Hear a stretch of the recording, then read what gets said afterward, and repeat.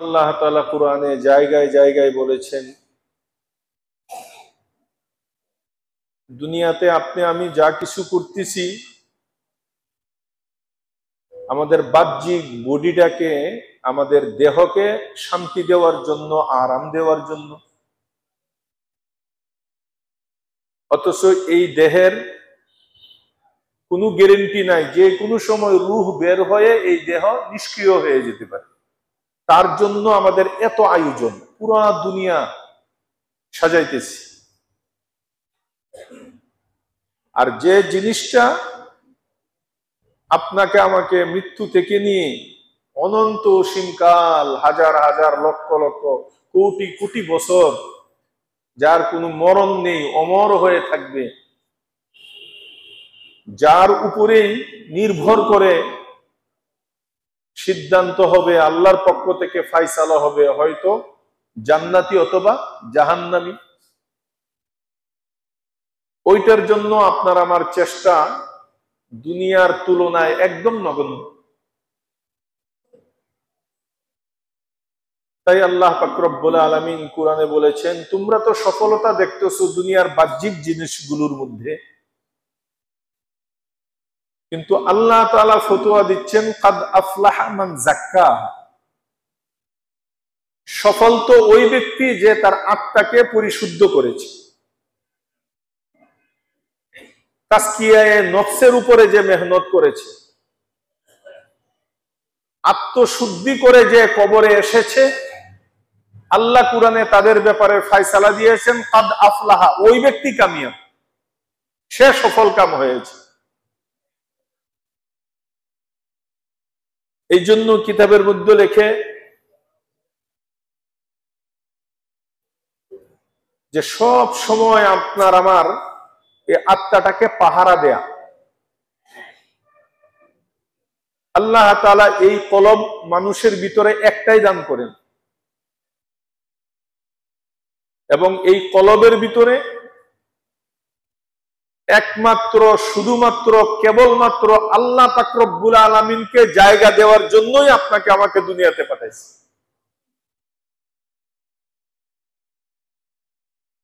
এই জন্য বুজুর্গানে দ্বীন তারা বলেন, কুই গায়র না আ যায়, কুই রাহ না পা যায়, কোন অন্য কেউ যেন তোমার কলবের ভিতরে ঢুকতে না পারে, কুই রাহ না পা যায়, আল্লাহ ছাড়া অন্য কেউ যেন তোমার অন্তরে ঢুকার রাস্তাও যেন না পায় খুঁজে। হরে দিল মে আহমদ হামেশা পাস বারাহি, এই একটা জিনিসের জন্যই আল্লাহ তোমাকে বানিয়েছেন, দুনিয়াতে পাঠাইছেন। তোমার একটাই ডিউটি, 24 ঘন্টা তুমি কলবকে পাহারাদারি করা, কলবের চতুর্দিকে তোমার নিগরানি করা, যেন কলবের কোন দিক দিয়া গায়রুল্লাহ যেন অন্তরে ঢুকতে না পারে। এই জন্য আল্লাহ রাসূল সাল্লাল্লাহু আলাইহি ওয়াসাল্লাম হাদিস শরীফে ইরশাদ করেছেন, হুব্বুদ দুনিয়া রাসু কুল্লি খাতিআ, দুনিয়ার মোহাব্বত, পৃথিবীতে যত গুনাহ আছে, যত অপরাধ আছে, সমস্ত অপরাধের মূল হইল দুনিয়ার মোহাব্বত। সুদ বলেন, ঘুষ বলেন, মিথ্যা বলেন, মানুষ ঠকানি বলেন, মানুষকে খুন করা বলেন, যা বলেন, দুনিয়াতে যত অপরাধ, সবকিছুর মূলে হইল একটা, দুনিয়ার মোহাব্বত। এই দুনিয়ার মোহাব্বতের কারণে যে যেভাবে পারে অসৎ উপায় সে অবলম্বন করতেছে। কিন্তু আল্লাহ পাক রব্বুল আলামিন নবীজির মাধ্যমে বলাইছেন যে আপনি বলে দিন, এই দুনিয়ার মোহব্বতটাই, কেউ টাকার মোহব্বত, কেউ বাড়ির মোহব্বত, কেউ প্লাটের মোহব্বত, কেউ প্লটের মোহব্বত, কেউ চাকরির মোহব্বত, চাকরি করতে যায় যা করা, সুদ ঘুষ, কেউ ক্ষমতার মোহব্বত, ক্ষমতা আঁকড়ায় ধরতে যায়, মানুষ মারলে মারো, রক্ত বের করলে করো, আমার ক্ষমতা লাগবে। যে যেটাকেই এই দুনিয়ার যে কোনো সাইডকে ধইরা সে অগ্রসর হবে। আল্লাহ রাসূল বলেন রাসু কুল্লি খাতিয়া, পৃথিবীর সব অপরাধের মূল হইল দুনিয়ার মোহব্বত। দুনিয়া কি?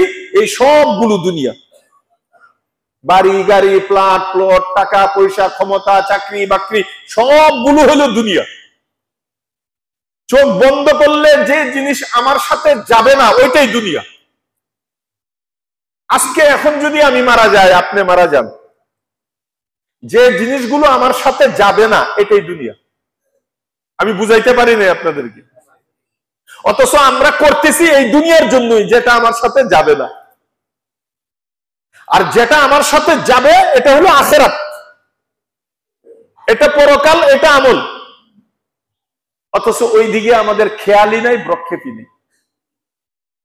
তাই কবি বলতেছেন কুই গায়ের না হা যাই, সাবধান, সব সময় তুমি পাহারা দাও, কেউ যেন তোমার কলমের ভিতরে ঢুকতে না পারে। হ্যাঁ, জরুরত আছে, দুনিয়াতে চলতে গেলে প্রয়োজন আছে, প্রয়োজন অনুযায়ী করো।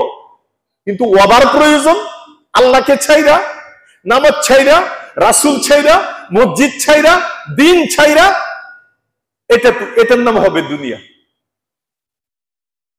এই জন্য কুই গায়ের না আ যায়, কুই রাহ না পা যায়,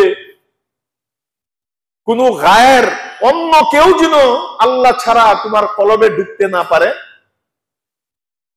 কুই রাহ না পা যায়, কেউ যেন এখানে ঢুকার রাস্তা না পায়, এই সুযোগ তুমি দিও না। এই জন্য আমাদের সবসময় দিলকে দারওয়ানের মতো পাহারা দেওয়ার জন্য কিতাবের মধ্যে লেখছি, যদি আল্লাহকে পাইতে চাও, হারিয়ে দিল কা আহমদ হামেশা পাস বা রাহি। পাস বা মানে দারওয়ান, চুর থেকে, ডাকাত থেকে ঘরের ভিতরে যাতে কেউ না ঢুকতে পারে, দারওয়ান রাখি আমরা। দারওয়ান যেরকম পাহারা দেয় তোমার দিলের ঘরের দরজা দিয়া, দুনিয়া যেন ঢুকতে না পারে, কোন গুনাহ যেন ঢুকতে না পারে, অপরাধ যেন ঢুকতে না পারে, গায়রুল্লাহ যেন তোমার দিলে এসে হাঁটু গাইরা বসতে না পারে।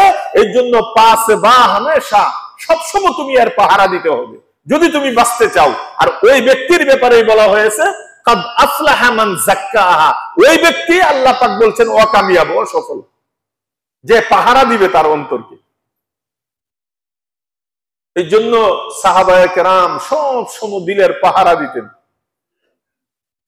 তাবিন, তাবে তাবিন, মুতাকাদ্দিমিন, মুতাখিরিন, সলফে সালিহিন, আকাবিরিন, বুজুর্গানে দ্বীন, আইম্মায়ে কেরাম, আল্লাহওয়ালা, সবার সারা জিন্দেগীর সাধনা ছিল দিলকে হেফাজত করা, দিলের পাহারাদারি করা, মনের ভিতরে যেন অন্য কিছু না ঢুকে, সবসময় আল্লাহ আল্লাহ আল্লাহ আল্লাহ। এই জন্যই তো আমাদের বড়রা ওই স্তরে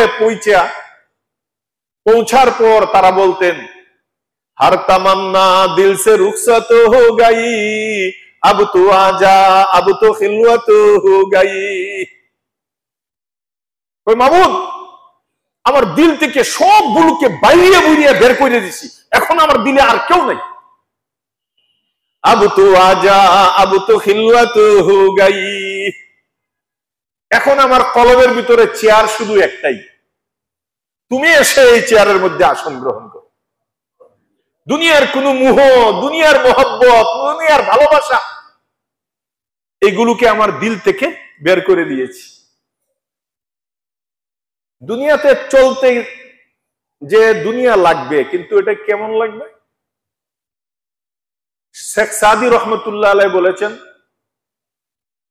তোমরা নৌকা দিয়ে ভ্রমণ করো না, পানি ছাড়া কিন্তু নৌকা চলবে না, পানির উপরে যে নৌকা চলে।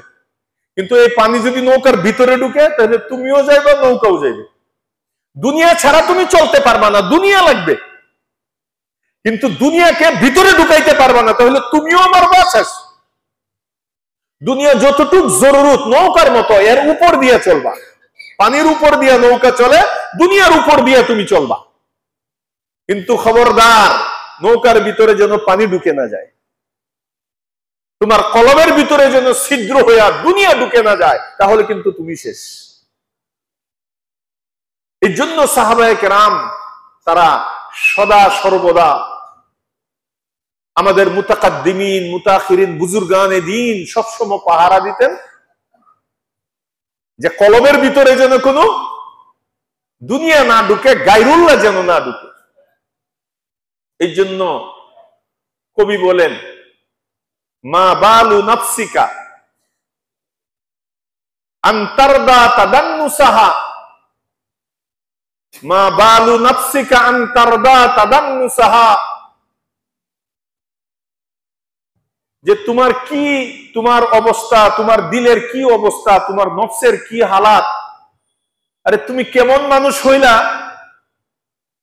যে তোমার অন্তরের মধ্যে ময়লার স্তূপ ডাস্টবিন হয়ে রয়েছে, গুনাহ করতে করতে করতে তোমার কলবের উপরে ময়লা পড়তে পড়তে ডাস্টবিন হয়ে রয়েছে, ময়লার স্তূপ, এটা নিয়েই তুমি বসবাস করতে রাজি হয়ে গেলা। মা বালু নাফসিকা আন তারদা তাদান্নুসাহা ওয়া সাওবু জিসমিকা মাগসুলুম মিনাদ দানাসি। অথচ হাস্যকর ব্যাপার, ওয়া সাওবু জিসমিকা, তোমার শরীরের যে কাপড় আছে এটা মাগসুলুম মিনাদ দানাসি, এটা ময়লা থেকে মুক্ত। এক ফুটা ময়লা পড়লেই দৌড় দিয়ে চলে দাও, আর বেশি ময়লা পড়লে কাপড় খুলে ফেলে দাও। এটা পরে আমি মানুষের সামনে কেমনে যাব? এটা পরে আমি সুধী সমাজে কিভাবে যাব? এটা পরে আমি আমার অনুষ্ঠানের মধ্যে আমি শরীর কিভাবে হবে? মানুষ আমাকে হাসবে ময়লা দেখে। তাহলে তুমি তোমার পরিধেয় বস্ত্র, সেখানে তুমি ময়লা বরদাস্ত করো না। ওয়া সাওবু জিসমিকা মাগসুলুম মিনাদ দানাসি, তোমার পরিধেয় বস্ত্রে একটুও ময়লার টুকরা নেই, তুমি কাপড় খুলে রেখে দাও, এটা পরিষ্কার করে আবার তুমি গায়ে দাও।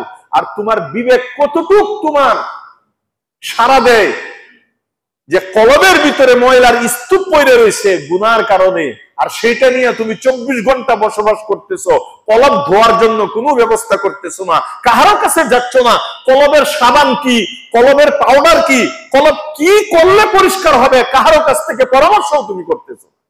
অথচ কাপড়ের জন্য তুমি সাবান আনার জন্য তুমি দোকানে দৌড়াদৌড়ি করতেছ। তাই কবি বলতেছেন,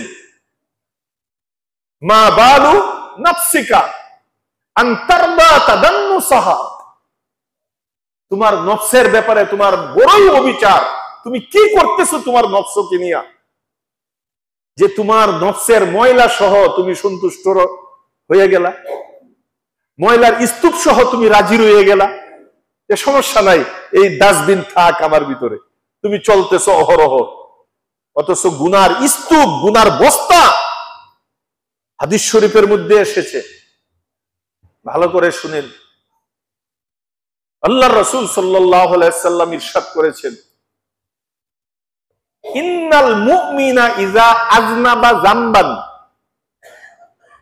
কোন মুমিন যখন একটা গুনাহ করে, শুনতেছেন, কোন মুমিন যখন একটা গুনাহ করে, কানাত নুকতাতুন সাউদাউ ফি কলবি, সাথে সাথে তার কলবের মধ্যে একটা কালো দাগ পড়ে। একটা গুনাহ করছে, কলবের মধ্যে কি পড়ছে ভাই? একটা কালো দাগ পড়ছে। এরপরে বলতেছে, কালো দাগ পড়ার পর ফাইন জাদা জাদাত, যতই সে গুনাহ আরো বাড়াইতে থাকবে, দাগ আরো বাড়তে থাকবে। একটা আয়না ধরেন, আয়না পরিষ্কার, কি সুন্দর চেহারা দেখা যায়, আয়নার মধ্যে লালি আলকাতারার একটা ফুটা পড়ছে, এর উপরে আরেকটা ফুটা পড়ছে, এর উপরে আরেকটা ফুটা পড়ছে, অবিরাম গতিতে ফুটা পড়তেই আছে। এক পর্যায়ে কি হবে বলেন তো? আয়না দেখা যাবে, মুখ দেখা যাবে? আল্লাহ পাক রব্বুল আলামিন আপনাকে আমাকে আয়নার মতো একটা কলব দিয়েছিলেন। বলা হয়েছে মাকুলা, যদিও আসসালাতু মি'রাজুল মুমিনিন, নামাজ এমন একটা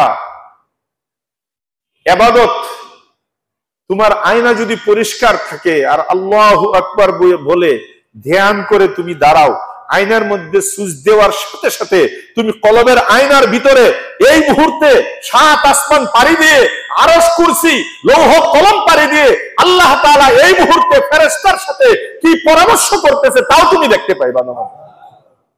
এই ছিল আমাদের ক্ষমতা।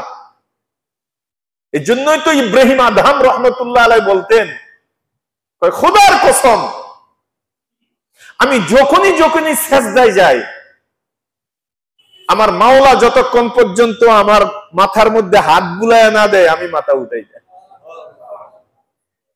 এক পর্যায়ে ইব্রাহিম আদহাম রহমতুল্লাহ আলাইহি বলতেছেন, খোদার কসম আমি তো তোমাদের সাথে নামাজ পড়ি, দেখতে দেখা যায় আমার কপাল চাটাইয়ের উপরে মাটির মধ্যে আমি ঠেকাই সেজদা দিই, কিন্তু খোদার কসম দেখতে দেখা যায় চাটাইয়ের উপরে আমি কপাল লাগাইতেছি, কিন্তু আমি সেজদা দেওয়ার সাথে সাথে আমার কপাল 7 আসমান পাড়ি দিয়ে, আরশ কুরসি লৌহ কলম পাড়ি দিয়ে মাওলার কুদরতি পায়ের মধ্যে আমার কপাল ঠেকাই। এই পাওয়ার কিন্তু আল্লাহ আমাকেও আপনাকেও দান করছিলেন। কিন্তু ওই যে হাদিস, আল্লাহ রাসূল বলেন, বান্দা একটা গুনাহ করবে আর একটা করে আয়নার মধ্যে দাগ পড়বে, আলকাতরার দাগ, লালির দাগ, ময়লার দাগ, আবর্জনা পড়বে। ছিল তো আলকাত, ছিল তো আয়না পরিষ্কার, কিন্তু আমার কারণেই আমি একটা একটা নুকতাতুন সাউদা, কালো দাগ। আল্লাহ রাসূল স্পষ্ট বলেছেন, পড়তে পড়তে আবর্জনা। এরপরে নবীজি বলেন, তবে তোমাদের জন্য সুবর্ণ সুযোগ, আল্লাহ তাআলা রাস্তা রেখেছেন। কি? ফাইন তাবা ওয়া নাযাআ ওয়াস্তাগফারা। বলেন সুবহানাল্লাহ।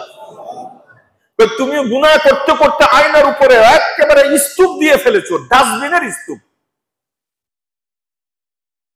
পরে যদি তুমি একটা কাজ যদি করতে পারো, ফাইন তাবা, এই গুনাহগার সে যদি খালেস দিলে আল্লাহর কাছে একবার তওবা করে, ওয়া নাযা, আর ওইখান থেকে গুনাহ থেকে বের হয়ে আসে, ওয়াস্তাগফারা, আর আল্লাহর কাছে ইস্তিগফার করে,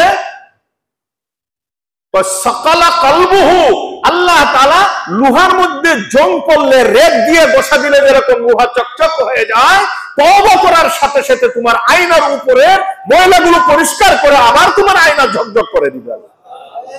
আবার তুমি শুরু করো আল্লাহর সাথে কানেকশন, আবার তুমি শুরু করো আল্লাহর সাথে ধ্যান, আবার তুমি শুরু করো আল্লাহর সাথে টেলিফোন। নামাজ তো আল্লাহর সাথে টেলিফোনের সময়, যুগের সময়। অনেকে বলে যে আল্লাহর সাথে টেলিফোনের নাম্বার আছে একটা আমাদের, তো কি নাম্বার? 244 244 34। 2 মানে ফজরের 2 রাকাত, 44 মানে যোহর আসর 4 রাকাত 4 রাকাত, আর 3 মানে মাগরিবের 3 রাকাত, আর 4 মানে এশার 4 রাকাত। সুবহানাল্লাহ। 24434। এই নাম্বারে যদি কল দিতে পারো, এখান থেকে বলবা আলহামদু। হাদিস শরীফে আছে আল্লাহ তাআলা আরশে আজিম থেকে বলবে, লিমানিল হামদু ইয়া আবদি, সাথে সাথে উত্তর দিবে আল্লাহ তাআলা। আপনি বলতেছেন আলহামদুলিল্লাহ, সমস্ত প্রশংসা, আপনি সামনে বাড়তে পারলেন না, আলহামদু বলার সাথে সাথে আল্লাহ আপনার কর্ণকুহরে আয়নাটা পরিষ্কার করে কানটা লাগায় দেখেন, আল্লাহ জিজ্ঞেস করবে আলহামদু বলার সাথে সাথে, লিমানিল হামদ ইয়া আবদি, বান্দা কার জন্য সমস্ত প্রশংসা? এরপরে আপনি বাড়তেছেন লিল্লাহ, আল্লাহর জন্য, আলহামদুলিল্লাহ। এরপরে আল্লাহ জিজ্ঞেস করে মানিল্লাহ, আল্লাহ কেডা? আল্লাহ জিগায় আল্লাহ কেডা? তখন আমরা নামাজের মধ্যে বলি রব্বিল আলামিন। সুবহানাল্লাহ। আমার আল্লাহ তো তিনি যিনি বিশ্ব ভূমণ্ডলের পালন কর্তা, প্রভু। আল্লাহ জিগায় মান রব্বুল আলামিন, রব্বুল আলামিন কেডা?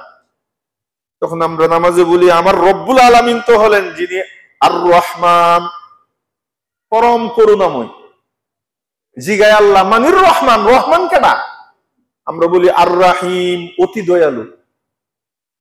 পরে আল্লাহ এই পরিচয় পর্বের পর আল্লাহ জিজ্ঞেস করে, আচ্ছা তুমি এত কথা কেন কইতেছো? কও তো কি চাও তুমি আমার কাছে? কিসের জন্য দাঁড়াইছো? এই দুনিয়ার ব্যস্ততা ছাইরা, দোকানপাট, চাকরি বাকরি সব তুমি ছাইরা, ওযু কইরা আমার সামনে তুমি আসামির মতো হাত জোর করে এরকম ভাবে ধুইরা তুমি কেন দাঁড়াইছো? কি চাও? আল্লাহ একটা জিনিস আপনাকে আমার ভিতর থেকে মিন সামিমিল কলব এটা আপনাকে জানাইতে চাই, কি? যে ইয়াকা না'বুদু, মাবুদ দুনিয়ার সব ছাইরা দিছি, কাউকে আমার কলবের ভিতরে জায়গা দেয় না। ইয়াকা না'বুদু, একমাত্র তোমারই ইবাদত করি, তুমি আমার রব, তুমি আমার সব। ইয়াকা না'বুদু ওয়া ইয়াকা নাস্তাঈন। চাইবো যখন দুনিয়ার কোন মাজারের কাছে, দুনিয়ার কোন ফাজারের কাছে, দুনিয়ার কোন বটগাছওয়ালার কাছে, লাল শালুওয়ালার কাছে, কোন খাসি, বকরি, ছাগল, কোন বাবার দরবারে ওইগুলোর ধান্দা করব না। ওয়া ইয়াকা নাস্তাঈন, নামাজের মধ্যে আমরা 5 বার আল্লাহর কাছে ওয়াদা করি, চাইবো যখন ইয়াকা নাস্তাঈন, তোমার কাছেই চাইবো, আর কেউ কাছে চাইবো। এটা আমরা ওয়াদা করতেছি কিন্তু 5 বার। আল্লাহ পাক রব্বুল আলামিনের কাছে তখন আল্লাহ বলতেছে, ঠিক আছে বান্দা, তুমি এত কাছে আমার চলে আসছো, আর অনেকক্ষণ ধরে তোমার সাথে কথাবার্তা চলতেছে, যাও আমি আমার রহমতের দরজা, আমার বরকতের দরজা, আমার সবকিছুর দরজা খুলে দিলাম, তুমি চাও, তুমি আমার কাছে কি চাও, তুমি যা চাইবা তা পাইবা। এবার বান্দা বলে, আমি চাইবো তো বড়টাই চাইবো, যেটা আমার সবসময় অনন্ত অসীমকাল আমার কাজে লাগবে। আমি 2 ফুটলা বিরিয়ানি চাইলাম, খাইলাম, আধা ঘন্টা পরে তো এটা খিচুড়ি হয়ে বেরিয়ে যাবে। এই সমস্ত জিনিস আমার দরকার নাই, দুনিয়া আমার দরকার নেই। আল্লাহ কয়, তাহলে চাও, মন ভইরা চাও, কি চাও? তখন আল্লাহ রাসূলকে আল্লাহ শিখিয়ে দিছে, বান্দাদেরকে বলবা এইটা আমার কাছে চাইতে। সুবহানাল্লাহ, দেখেন কত বড় আল্লাহ তাআলা মেহেরবান।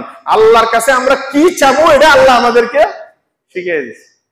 আল্লাহ আমাদেরকে শিখাইছে, কয় নামাজের মধ্যে এইটা চাইবা, সবচেয়ে বেশি দরকার ইহদিনাস সিরাতাল মুস্তাকিম, সরল সঠিক রাস্তা। এই রাস্তায় উঠলে আর ডানেও যাব না, বামেও যাব না, সরাসরি জান্নাতে যাওয়া পড়বে, ওই রাস্তাটা আমাকে দাও।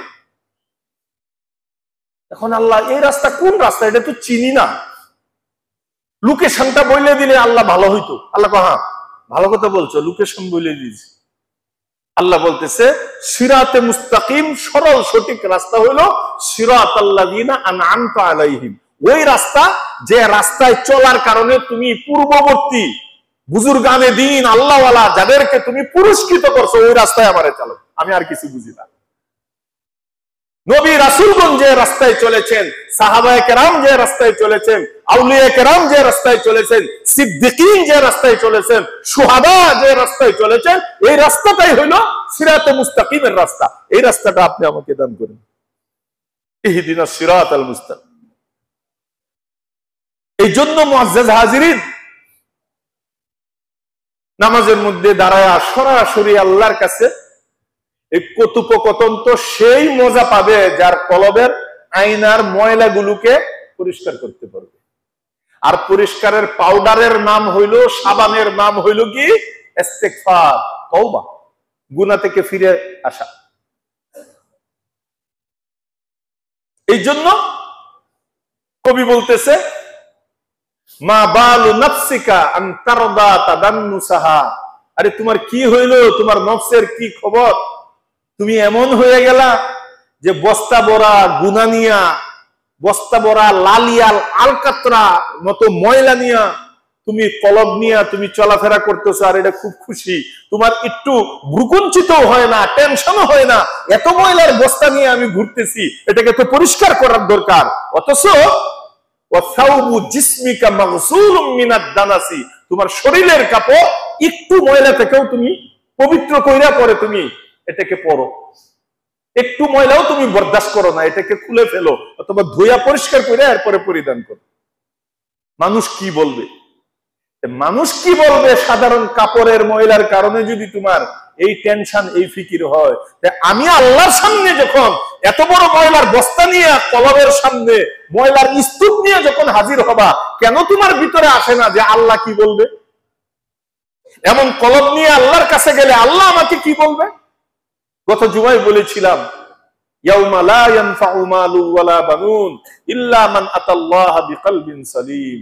ওই দিন তোমার মাল, ধন সম্পদ, তোমার সন্তান সন্ততি, আত্মীয় স্বজন কেউ তোমার উপকারে আসবে না। আসবে শুধু তোমার একটা এমন কলব, যে কলবের নাম হবে কলবে সালিম। কলবে সালিম কাকে বলে? যে কলবটা গুণামুক্ত। কি মুক্ত? গুণামুক্ত। গুণামুক্ত মানে ময়লা মুক্ত। গুণামুক্ত মানে ময়লা নিয়ে আমি মানুষের সামনে অনুষ্ঠানে যাইতে শরম বোধ করি, তাহলে কেন আমার লজ্জা হয় না যে এত ময়লা যুক্ত একটা কলব নিয়ে আমি মাওলার সামনে কিভাবে দাঁড়াবো? আল্লাহ এত ময়লা দেখে আমাকে কি বলবেন? এই সরো সরো। আমাদের একটা অনুষ্ঠানে ফকির সিরা কাপড়, গন্ধওয়ালা কাপড় আসলে এরে বের করে দেয়, তুমি একটু সরো তো, এখানে সুধী সমাজ আছে, বড় বড় মেহমানরা আছে, ভদ্রলোকেরা আছে, তুমি ওই দিক দিয়ে যাও, দাঁড়াও, ওইখানে যাও।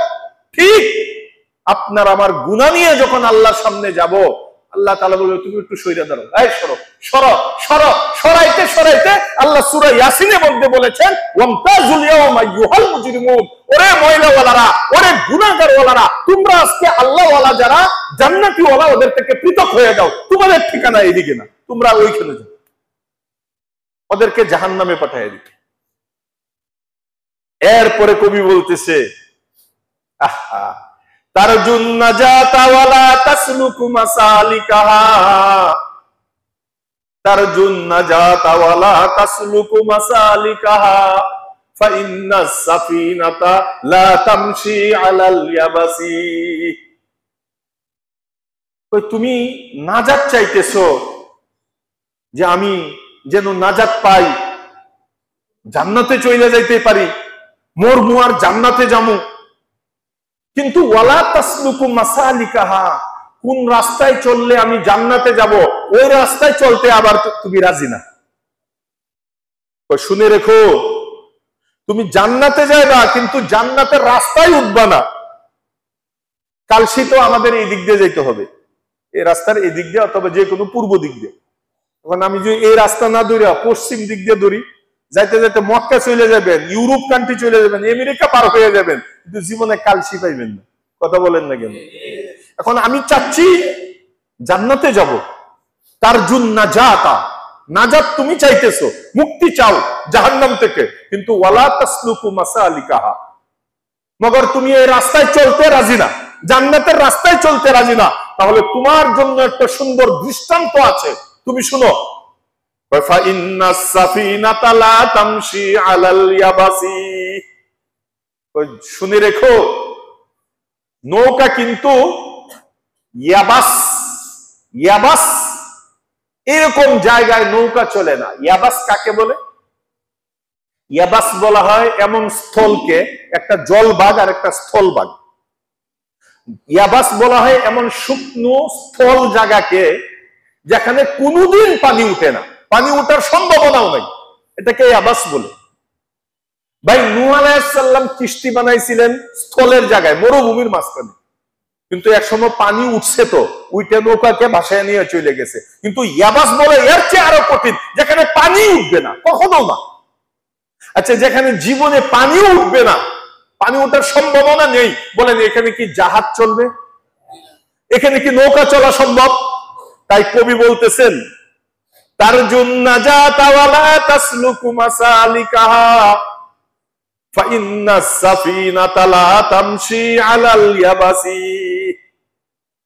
তারজুন নাজাতা, তুমি নাজাত চাইতেছো, মুক্তি চাইতেছো, অথচ ওয়ালা তাসলুকু মাসালিকাহা, অথচ নাজাতের যে রাস্তা ওই রাস্তায় তুমি চলতে রাজি না।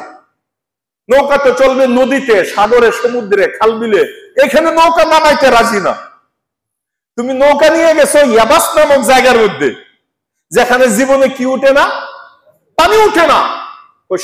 শুনে রেখো, ফাইন্নাস সাফিনাতা লা তামশি আলাল ইয়াবাসি, নৌকা কখনো এমন স্থল যেখানে নাকি কোনোদিন পানি উঠবে না, রাস্তাও নেই, এইখানে কখনো নৌকা চলার আশা করা যায় না।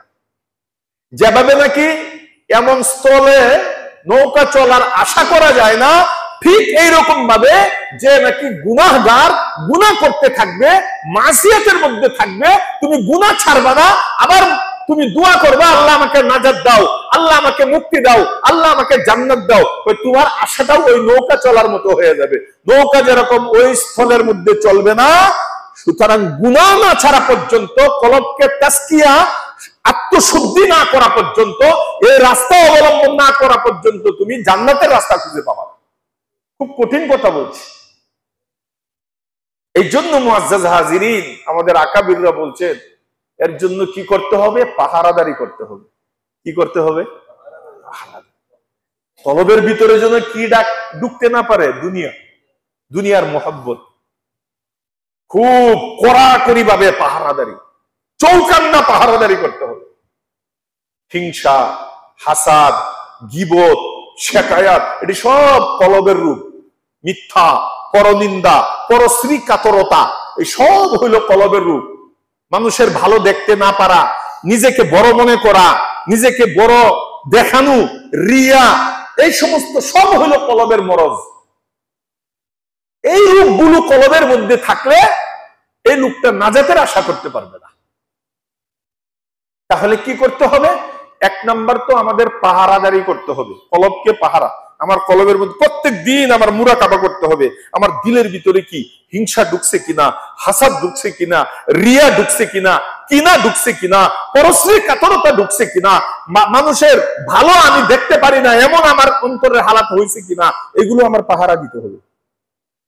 যদি হয় আল্লাহ ওয়ালার কাছে যায় তওবা করে এটার চিকিৎসা নিতে হবে তার কাছ থেকে তওবার চিকিৎসা নিয়ে সাবান দিয়ে পরিষ্কার করতে হবে এই ময়লা।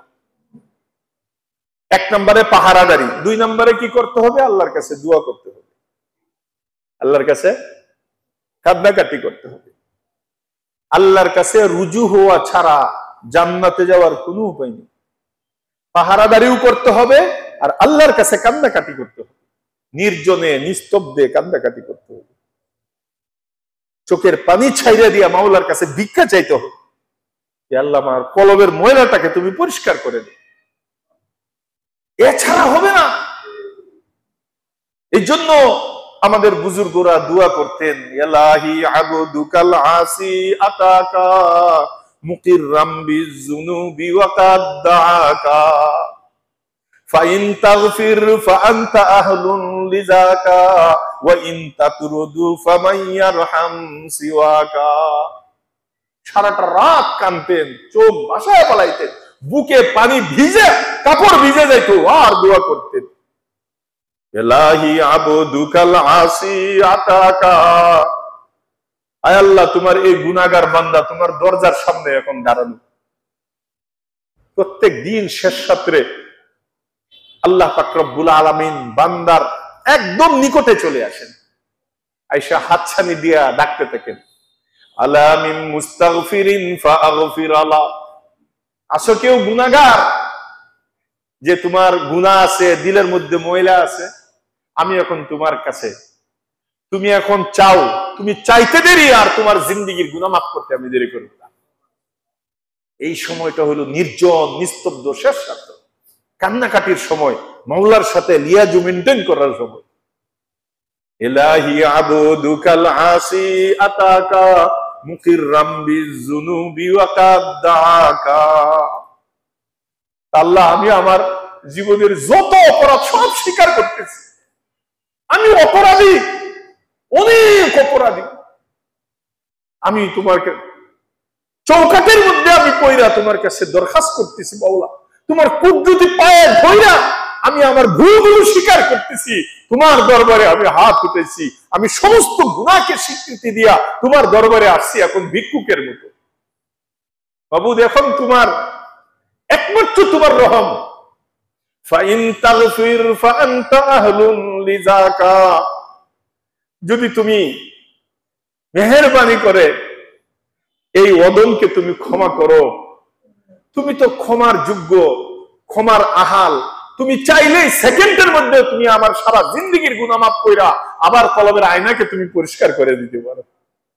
আমাকে যদি ক্ষমা করো তোমার দরবারে কোনো কমতি হবে না, আর আমাকে যদি জাহান্নামে জ্বালায় পড়ে সরকার করো তোমার তো কোনো লাভ হবে না। সুতরাং ফাইন তাগফির ফাআনতা আহলুন লিযাকা ওয়াইন তাতরুদু ফামান ইয়ারহাম সিওয়াকা। আর যদি কুত্তার মতো আমাকে তোমার দরবার থেকে দূর দূর করে তাড়িয়ে দাও, মাবুদ বলো আমি কি আরেকটা খোদা আছে যে তার দরজায় যায় ধর্ণা দিব যে ওই আল্লাহ ফিরাইয়া দিছে, তুমি আমাকে মাফ করো, আমার আর কোনো আল্লাহ নাই, তুমি আমার আল্লাহ, আমারে মাফ করো। চোখের পানি ছাইরা দিয়া দোস্ত এই দোয়াগুলো করেন, দেখবেন কলিজা ঠান্ডা হয়ে গেছে। আল্লাহ পাক রব্বুল আলামিনের দয়ার সাগরের জুস এসে যাবে। বান্দা চোখের পানি ঝরাইতে দেরি, আল্লাহ সারা জিন্দেগীর গুনাহ মাফ করতে দেরি করে দেন। এই জন্য আমাদের আকাবিররা বলতেন আল্লাহর দরবার ছাড়া আর কোন দরবার নেই। এই জন্য হাদিসে আসছে লা মালজা মিনাল্লাহি ইল্লা ইলাইহি, লা মালজা মিনাল্লাহি ইল্লা ইলাইহি। আর কোন আমাদের আশ্রয়স্থল নাই আল্লাহ ছাড়া, একমাত্র তার দরবার হইল আমাদের আশ্রয়ের জায়গা, আর কোথাও যাওয়ার জায়গা নেই। দুনিয়াতে একজন তারায়া দিলে আরেক উকিলের কাছে যাওয়া যায়, মাতবরের কাছে যাওয়া যায়, উনি তারায়া দিলে চেয়ারম্যানের কাছে যাওয়া যায়, অনেক দরজা খোলা থাকে। তো আল্লাহর দরবার থেকে যদি কাউকে একবার বিতাড়িত করে দেয়, আর কোন দরজা নাই যে ওইখানে যায় তাকে তার দ্বারা সুপারিশ করানো যায়। এই জন্য শেষ রাত্রের আমলটা এটা হলো সবচেয়ে বড় একটা আমল। এই জন্য আমাদের আকাবিররা আমাদেরকে দিক নির্দেশনা দিয়েছেন যে এই কলবকে পাহারা দেওয়ার জন্য, হেফাজত করার জন্য তাদের অভিজ্ঞতা বলেছেন, আকাবিরদের অভিজ্ঞতা তাজরিবা বলেছেন যে নফসে নাতাওয়া কুশতে ইল্লা জিল্লে পীর, নফসে নাতাওয়া কুশতে ইল্লা জিল্লে পীর। নফসকে কখনো তুমি নিজে একা একা মারতে পারবা না, কোন আল্লাহওয়ালা বুজুর্গানে দিনের সুহবত ব্যতীত। সাহাবায়ে কেরাম এত বড় কেন হয়েছেন? রাসূল সাল্লাল্লাহু আলাইহি ওয়াসাল্লামের সুহবত পাইছেন এই জন্য। নবীর সামনে যায় নিজেকে মিটাইয়া দিছে এই জন্য। তাবিঈনরা কেন এত বড় হয়েছেন, আল্লাহর প্রিয় হয়েছেন? সাহাবাদের জুতা সোজা করছেন, তাদের সামনে যায় নিজেকে মিটাইয়া দিছে এই জন্য। তাবিঈরা কেন এত বড় হয়েছেন, আল্লাহওয়ালা হয়েছেন, জান্নাতি হয়েছেন? কারণ তারা তাবিঈনদের সামনে এসে নিজেকে মিটাইয়া দিছে এই জন্য। মিটানো ছাড়া কেউ উঠতে পারবে না। जो जिसको जितना मिठाएगा अल्लाह उसको इतना उठाएगा। যে নিজেকে যত মিঠাইবে আল্লাহ তাআলা তাকে তত উঠাইবে। এই জন্যই বলা হয় মিঠা দো আপনা হস্তি কো अगर कुछ मर्तबा चाहो केदा ना खाक में मिलकर गुले गुलजार हो जाता है। যদি তুমি কিছু হইতে চাও, পরকাল যদি সুখ স্বাচ্ছন্দ্যে তুমি চলতে চাও, তাহলে আমিত্ব একটা ভাব যে আছে, আমি যে করো, এই আমিত্বটাকে মিটায়া আল্লাহওয়ালার দরবারে যায় বসে থাকো। তাদের কাছ থেকে নিজের জান্নাতের রাস্তা পরিচালনা করার দিক নির্দেশনা তাদের কাছ থেকে শিখে এই অনুযায়ী চলো, তাহলে দেখবা আল্লাহ কলবকে পরিষ্কার করে দিবে। আল্লাহ পাক রব্বুল আলামিন আমাকে, আমার বিবি, বাল বাচ্চা সকলকে আত্মশুদ্ধি করে দিলের ময়লাগুলো পরিষ্কার করে গুনাহ মুক্ত হইয়া আল্লাহর সাথে সম্পর্ক করে পুত পবিত্র হইয়া যা কবরে যাওয়ার তৌফিক দান করে বলে আমিন। যারা আমিন আমিন বলেছেন তাদেরকেও, তাদের বিবি, বাল বাচ্চা সকলকে আল্লাহ পাক রব্বুল আলামিন দিলের ময়লা পরিষ্কার করে আল্লাহর সাথে তাআল্লুক করে সম্পর্ক করে হযরত উলামায়ে কেরামের দরবারে এসে তাদের কাছ থেকে সবক নিয়া সকাল সন্ধ্যার একটু 5 মিনিট 10 মিনিটের ওজিফাগুলো নিয়া, ভাই কোন জিনিস এমনি এমনি হয় না, যে কোনো জিনিসের পিছনে একটু প্র্যাকটিস লাগে, আমল লাগে। আপনি একটা হাফ প্যান্ট সিলাইবেন, আপনি একটা পায়জামা সিলাইবেন, এর জন্য তার কাছে যায় প্র্যাকটিস করতে হবে। আরেকজন শিলামে দর্জির কাছে যায়। আপনি সাইকেল শিখবেন, দুইজন শুরুতে ধইরা আপনাকে শিখাইতে হবে। আপনি আল্লাহওয়ালা হবেন, কলবের ময়লা পরিষ্কার করবেন, এর জন্য কি কোনো একজন ড্রাইভার লাগবে না?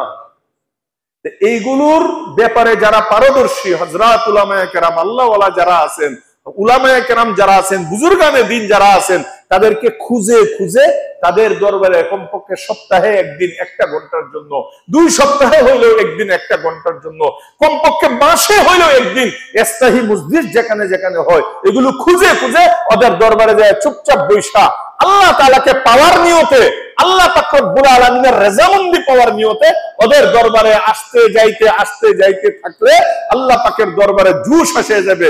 বান্দা যখন বান্দার সামনে নত হয় তখন আল্লাহ পাক রব্বুল আলামিন তাকে মাফ করে দেয়। এই জন্য আল্লাহ তাআলা আমাদের সকলকে আমাদের আত্মশুদ্ধি করার তৌফিক দান করে বলেন আমিন। আল্লাহ আমাদেরকে ভরপুর ইসলাহ দান করে বলেন আমিন। এই জন্যই আল্লাহ কোরআনে বলেছেন, যা শুরুতে পড়েছিলাম, দুনিয়াতে কেউ কামিয়াব না, কেউ সফল কাম না, একজন লোকই সফল কাম, কদ আফলাহা মান যাক্কাহা, যে মরার আগ মুহূর্তে তার কলবটাকে পরিষ্কার করে তাসকিয়া আত্মশুদ্ধি করে যে কবরে গিয়েছে সেই সফল কাম। আল্লাহ তাআলা আমাদের সকলকে আত্মশুদ্ধি করার তৌফিক দান করে বলেন আমিন। ওয়া আখিরু দাওয়ানা আলহামদুলিল্লাহি রাব্বিল আলামিন।